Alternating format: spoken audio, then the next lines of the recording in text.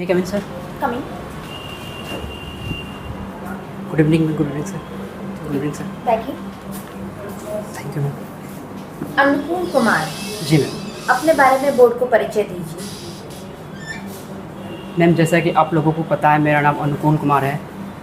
मैंने अपनी प्रारंभिक परीक्षा है शिक्षा वो प्राथमिक विद्यालय से शुरू की थी मैम, और मैट्रिक की परीक्षा 2012 में बिहार बोर्ड से शारदा पाठशाला कहलगांव से सर पास की थी, और इंटरमीडिएट की परीक्षा 2015 में शारदा पाठशाला से बिहार बोर्ड से की थी, और ग्रेजुएशन तिलकामांझी भागलपुर यूनिवर्सिटी के TNB कॉलेज से 2018 में अर्थशास्त्र विषय से किया है, और उसके बाद मैं प्रिपरेशन कर रहा हूँ BSc की। 2008 में आपका BA कंप्लीट हो गया था। जी मैम, 2018 में। तो सॉरी 2018 में आपका BA कंप्लीट हो गया जी। और ये है 2023। इन वर्षों में आपने क्या किया? मैम, उसके बाद मैं तैयारी कर रहा था आपने सिविल सिर्फ सर्विसेज तैयारी? की। जी मैम। ठीक है। ये मुझे बताइए, जो अभी की शिक्षा है वो जॉब ओरिएंटेड है या फिर आपकी नॉलेज को इन्हेंस करने के लिए? मैम, जहाँ तक हमको लगता है जॉब ओरिएंटेड है मैम। तो जॉब ओरिएंटेड है तो फिर कहाँ यूथ को जॉब मिल रही है? क्योंकि जॉबलेस ग्रोथ कहा जाता है, जी इंडिया मैम। की ग्रोथ को तो जॉबलेस ग्रोथ कहा जाता है। और मतलब जिस अनुपात में जनसंख्या है मैम, उस अनुपात में वैकेंसीज नहीं आती है, इस कारण से लगता है कि नहीं है वो जॉब ओरिएंटेड। आप मुझे कुछ योजना बता सकते हैं जो बजट में आई हो, जिससे एम्प्लॉयमेंट को सपोर्ट मिल रहा हो? मैम, केंद्रीय बजट या बिहार के बजट? दोनों बजट मिला, किसी में से भी बता दीजिए। बिहार में। अच्छा, अभी जो चल रही योजना है उसमें से कुछ बता दीजिए। इस बिहार में स्टार्टअप योजना है, हम्म, ये महिला उद्यमी योजना है मैम, जो महिला के इसके लिए है, और जीविका योजना है बिहार में। ये सब योजनाएं चल रही हैं। चलिए, बहुत बढ़िया। आपका स्ट्रॉन्ग पॉइंट और वीक पॉइंट क्या है? मैम, मेरा स्ट्रॉन्ग पॉइंट है दृढ़ता और धैर्य, और मेरा जो वीकनेस पॉइंट है वो हकलाना है। मैं थोड़ा हकलाते हैं, इसलिए। मतलब वैसे नॉर्मल तो आप सही बोल रहे हैं, कभी कभी हो जाता है मैम, नर्वसनेस के कारण। जी मैम। अब मुझे अपने जीवन की कोई ऐसी घटना बताइए जिससे आपके धैर्यता और दृढ़ विचार या स्ट्रॉन्ग पॉइंट आपके सामने आते हो। मैम, जब ये मैंने पहली बार BPSC की 66 का पेपर दिया था मैम, मेरा सेंटर था ये औरंगाबाद में, जहाँ पे कि क्वेश्चन आउट हुआ था मैम, और मेरी प्रिपरेशन बहुत ही अच्छी थी, और जब मैंने दोबारा दिया तो फिर मेरा नहीं हुआ ये। तो उस समय ऐसा लगा कि अब हम नहीं कर सकते हैं तैयारी इसकी, मेरे से नहीं होगा। फिर लगा कि नहीं, घर वालों ने सपोर्ट किया, समझाया कि नहीं मेरी करो, ये पहली बार है, ऐसा होता है जीवन में, तो ये तैयारी की है। घर वालों का पॉजिटिव हो गया ना, आपका पॉजिटिव नहीं हुआ था तो हार मान ली, सरेंडर कर दिया। नहीं, फिर से मैम 67 में भी मेरे साथ सेम हुआ, मेरा नहीं हुआ सिलेक्शन, 67 और हम सबके निरंतर साथ हो करते गया था, रहे। सबका ही कैंसिल हो गया था। नहीं, निरंतरता ये रखे, फिर 68 में भी नहीं हुआ मैम, तो 69 फिर देना है, और जब तक लगे नहीं निरंतर ये करते रहना है। ये आपका स्ट्रॉन्ग। सर, आप ऑडिटर, पंचायत ऑडिटर के पोस्ट पे आना चाहते हैं, ऑडिट क्या होता है? ऑडिट सर किसी संस्था के लेखे जोखे का ये जानकारी प्राप्त करना। और जानकारी प्राप्त करने के बाद फिर क्या करेंगे? उसकी सत्यता की जांच करना कि वो सही है या नहीं। ऑडिट्स और अकाउंट में क्या अंतर है? अकाउंट्स जानते होंगे, इकोनॉमिक्स के भी स्टूडेंट है, अकाउंटिंग क्या हुआ? अकाउंटिंग जो होता है सर, वो संस्था के लेखे जोखे की सिर्फ जानकारी प्राप्त करना होता है, और ऑडिटिंग उसकी जांच करना होता है। तो बताइए, तो यहाँ ऑडिट के लिए प्राइम इंस्टीट्यूशन भारत में कौन सी है? कैग। कैग का भारतीय संविधान में कहाँ वर्णन है? ये अनुच्छेद 49 में इसका वर्णन किया। सॉरी सर, ये अनुच्छेद 148 में कैग का वर्णन किया गया है। ठीक है। तो एज ए ऑडिटर आप ऑडिट करेंगे तो आप सीएजी के ऑडिटर कहलाएंगे या कुछ और? सर हम पंचायती राज संस्था के ऑडिटर कहलाएंगे। सीएजी इसमें तो बिहार सरकार के माध्यम से आपका नियुक्ति हो रहा है। सीएजी का ऑडिटर तो आप नहीं हुए, तो ऑडिट करने का काम सीएजी का है, तो फिर बिहार सरकार खुद ऑडिट करवा रही है, तो ये किस तरह से मतलब योगदान देगा आगे? जैसे रिपोर्ट सीएजी का रिपोर्ट विधानसभा और लोकसभा में प्रस्तुत होती है, इसका रिपोर्ट फिर कहाँ जाएगा? आप लोग बनाइएगा इसका रिपोर्ट पहले तो डिपार्टमेंट में जाएगा।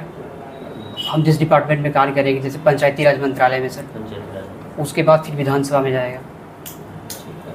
तो बताइए जो ऑडिट है, ऑडिट में पंचायती राज संस्था का ऑडिट कीजिएगा। पंचायती राज संस्था में कितने स्तर हैं?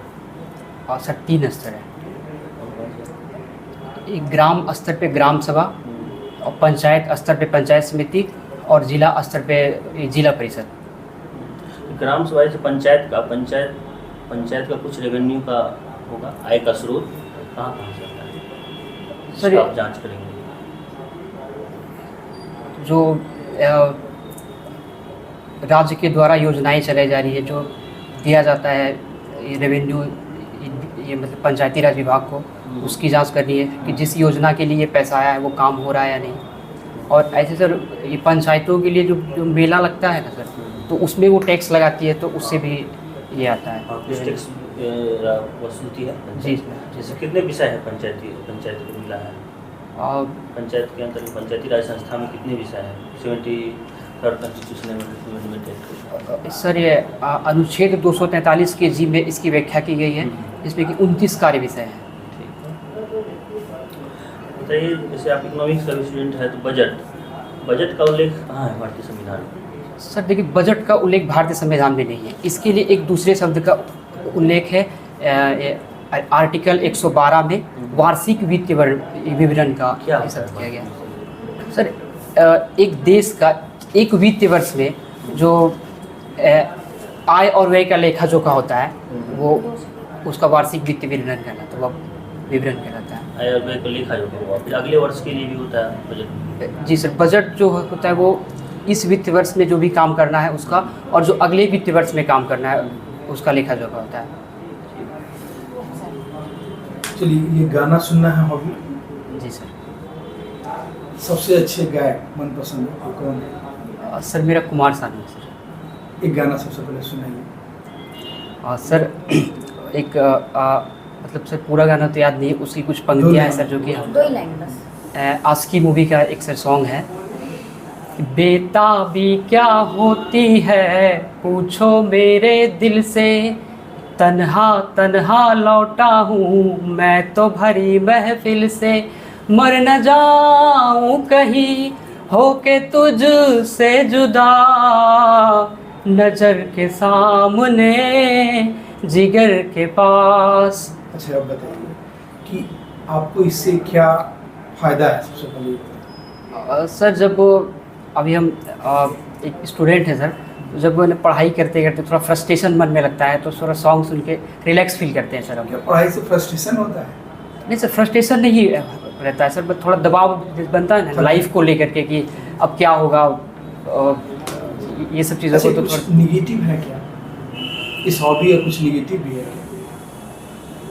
सर हमको नहीं लगता कि कुछ नेगेटिव है सर। हो सकता है सर, हो सकता है कि जब जैसे कि ज़्यादा चीज़ों की ज़्यादा सॉन्ग सुनने लगे तो फिर जो ये पढ़ाई बाधित हो सकती है सर।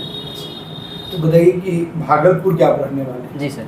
वहाँ की 2 महत्वपूर्ण गाना है संबंधित, सांस्कृतिक विरासत से संबंधित 2 चीज़ें बताइए, गाना या इस तरह का कोई साहित्य। सर जैसे कि गाना और सर संस्कृति के बारे में तो जानकारी नहीं है सर, लेकिन जैसे कि भागलपुर का जर्दालू आम फेमस है सर। लेकिन हमने आपसे प्रश्न दूसरा पूछा। जी सर, समझ नहीं पा रहे सर हम। अच्छा, जैसे मधुबनी से मधुबनी पेंटिंग रिलेटेड है, जी। वैसे वहाँ से कोई पेंटिंग होगी मंजूषा कला है, जी, वही सर का प्रश्न। मंजूषा कला है वहाँ की। ठीक है मैडम। मैं आपसे एक अंतिम प्रश्न पूछना चाहती हूँ। आपने यूनिफॉर्म सिविल कोड का नाम सुना होगा, जी मैम। क्या है और आप इससे सहमत है कि नहीं कि आना चाहिए भारत में या नहीं आना चाहिए, क्या आपके विचार हैं इस पर? सर मैम ये यूनिफॉर्म सिविल कोड का जो व्याख्या है राज्य के नीति निर्देशक तत्व के आर्टिकल 44 में व्याख्या की गई है, जिसमें ये कहा गया है कि जो हम लोगों के देश में विभिन्न धर्मों के लोग रहते हैं तो उन सब के लिए समान ये जो भी कानून है उनके मुस्लिमों के लिए अलग हैं, शादी का, ये तलाक का, ये सब चीज़ों का, वो अब सभी के लिए समान होगा। और ये जो अभी लाया जा रहा है तो मतलब मेरा मानना है कि ये सही है। इसमें हम तर्क देते हैं कि जब यूनिफॉर्म सिविल कोड लागू होता है तो इससे समानता की भावना ये लोगों में पैदा होती है और सभी में बराबरी का भाव पैदा होता है।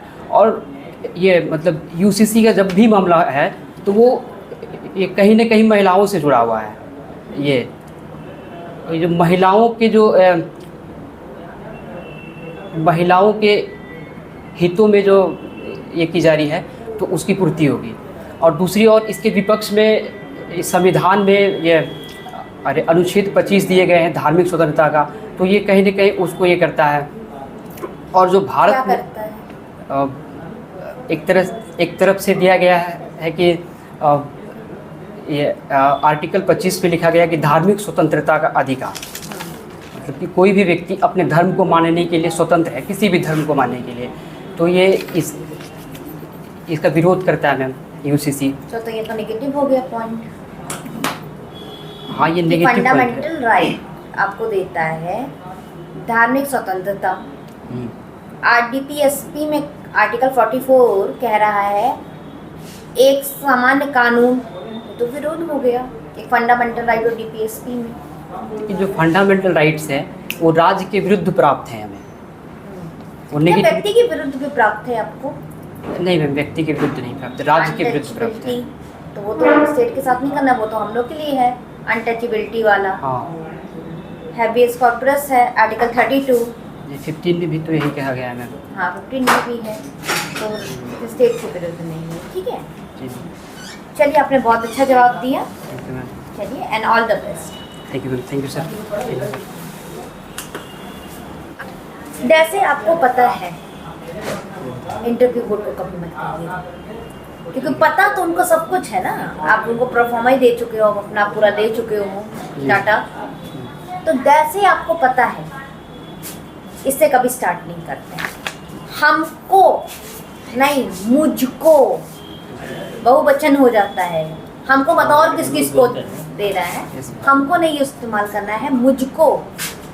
फिर हम तर्क देते हैं, आपसे जवाब पूछा है, अब तर्क वितर्क नहीं, आपसे जितना पूछा कि आप सहमत है कि नहीं है, ठीक है, बस आपको वहीं पे रुक जाना। आप अपने को फंसाने के लिए आर्टिकल 25 भी बोल दिए, तो फ्लो में ज़्यादा नहीं बोल जाना है, जितना प्रश्न किया उतना ही।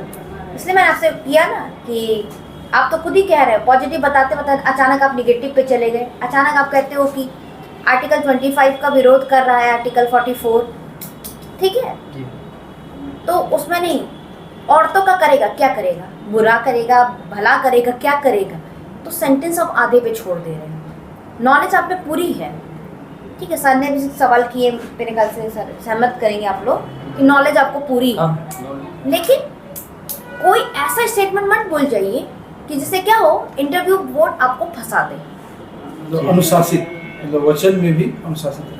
जितना पूछा उतना, मैं इसका तर्क करता हूँ, हम इसका तर्क करते हैं, तो हमको तो इस्तेमाल ही नहीं करना है, मैं शब्द का इस्तेमाल होना चाहिए, ठीक है, बाकी आपका सब अच्छा है, ठीक है।